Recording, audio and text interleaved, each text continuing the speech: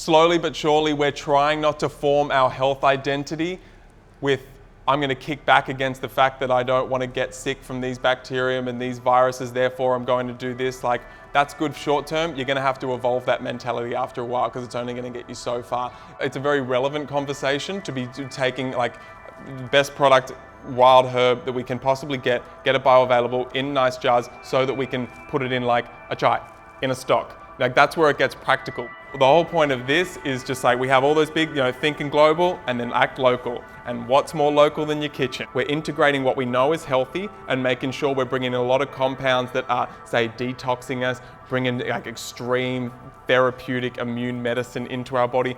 On a therapeutic side of things, we can go, yes, they are hepatoprotective, very anti-inflammatory, especially that coincides with the fact that they are immunomodulating. When you start getting more intelligence within your immune system through the chaga, reishi, lion's mane, cordyceps, bring a little bit more of a capacity for you to regulate what's turning on and what's turning off. Within the home, that alchemy that you are creating for yourself and your family, you're building a culture for your own inner ecology, building a culture for your family, and throwing roots down that you will be passing on. We are hell-bent on getting herbs in general, Taoist tonic herbs, in the kitchen, presented, integrated into the kitchen apothecary the same way that cloves maybe are, ground nutmeg. That's the mission we're on right now. When I make my chai, I make it in a number of different ways. At home, what I do is I'm a big fan of macadamia nut milk. So I've got my macadamias, right? And I put them in my blender, and then I'll fill that up with spring water with a pinch of salt. And then I like throwing my cloves and my cinnamon and my cardamom and my nutmeg. I like getting a whole ball of nutmeg and then throwing the turmeric in there. And I like blending that up all together. Partnering herbs, just the way you companion plant trees, you partner herbs, and they do have different energetic relationships and also chemical relationships that help get those flavonoids out. So, Chung Bai chai. What am I going to put in my Chung Bai chai? I'm going to put completely wild Chung Bai grown chaga mushroom. Astragalus, primary chi tonic.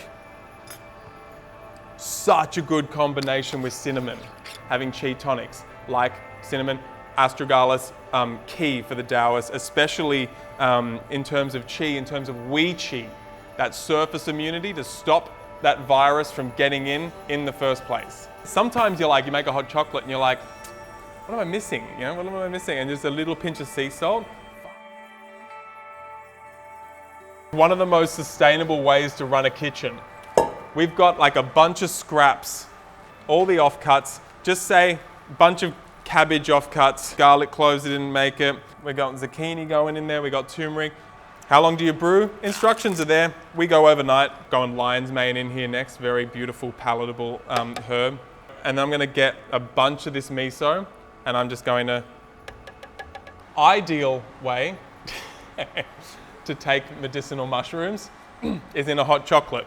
I want to break down the basic way that you make a tonic. If you're going to be using herbs like reishi, the mushrooms, hishu wu, astragalus, these are herbs that when you bring it in with other herbs like cacao, like coffee, that it's going to bring more of an energetic balance, more of a nourishing to the nervous system, not just a let's go and ramp it up and agitate it.